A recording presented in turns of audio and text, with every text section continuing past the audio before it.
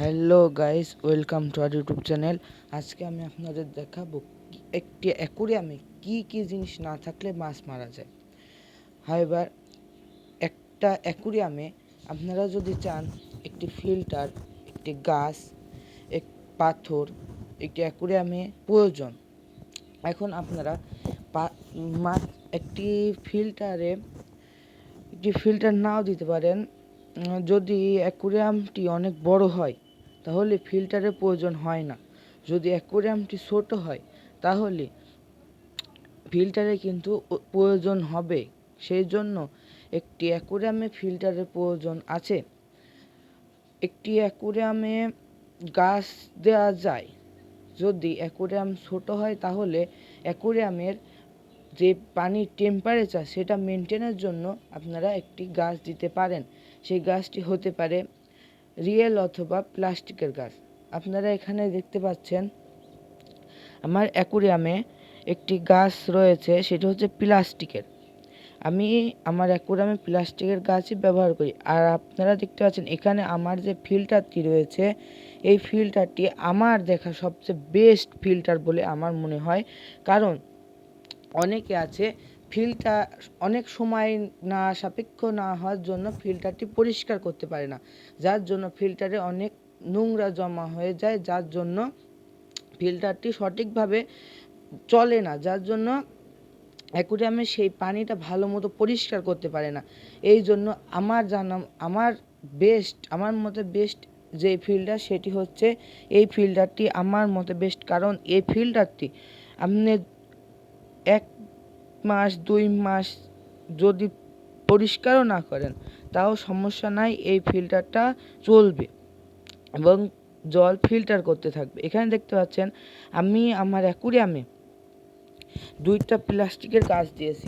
আমি এখানে রিয়েল গাছও দিতে পারতাম, কিন্তু আমি দেইনি কারণ আমার অ্যাকুরিয়ামটি ঘরের ভেতরে, যার জন্য সানলাইট পড়ার খুবই কম পড়ে সানলাইট, যার জন্য রিয়েল গাছ দিলে আমার মনে হয় না সেই রিয়েল গাছটা জীবিত থাকবে। যার জন্য আমি এই প্লাস্টিকের গাছ দিয়েছি। আমি নিচে একটা জিনিস দেখাই। এখানে এক জোড়া পমেট মাছ রয়েছে। এখানে আমি গাছ দিয়েছিলাম। সেই গাছটা এখনো মারা গেছে। রিয়েল গাছটা মারা গেছে কারণ এই জায়গায় কোনো সানলাইট পড়ে না, যার জন্য গাছটি মারা গেছে। এখন আপনারা দেখতে পারবেন যে আপনারা যদি গাছ দেন তাহলে দেখতে পারবেন যে অ্যাকুরিয়ামের পানির যে টেম্পারেচার সেটা মেনটেন থাকবে। যদি আপনারা গাছ প্লাস্টিকের দাও তাতেও সমস্যা নাই, সেখানে সানলাইট থাকতেই হবে। আপনারা যদি আমার এইটা দেখতে পাচ্ছেন, এই অ্যাকুরিয়ামে একটি ফিল্টার আছে। আপনার ট্যাঙ্কি যদি ছোট না হয়ে বড় হয় তাহলে আপনারা কি ট্যাঙ্ক ব্যবহার করতে পারবেন না। আপনার ট্যাঙ্ক যদি বড় হয় তাহলে আপনাদের ফিল্টার ব্যবহারের প্রয়োজন নেই। কারণ অ্যাকুরিয়াম বড় হলে যে মাছের জায়গা, চলাফেরা করার যে জায়গা সেটা অনেক বেড়ে যাবে, যার জন্য মাছের ফিল্টারের প্রয়োজন হবে না। এখানে দেখতে পাচ্ছেন আমার এই অ্যাকুরিয়ামের যে 8টা মাছ রয়েছে।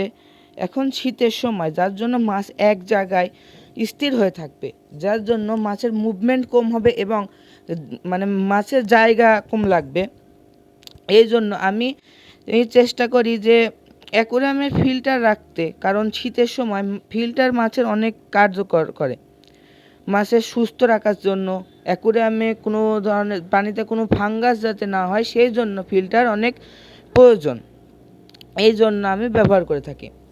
এখন আপনাদের একটি অ্যাকুরিয়ামের জন্য একটি গাছ, একটি ফিল্টার এবং তার সাথে লাগবে খুবই মানসম্মত একটি খাবার, যাতে মাছগুলো সুস্থ থাকে।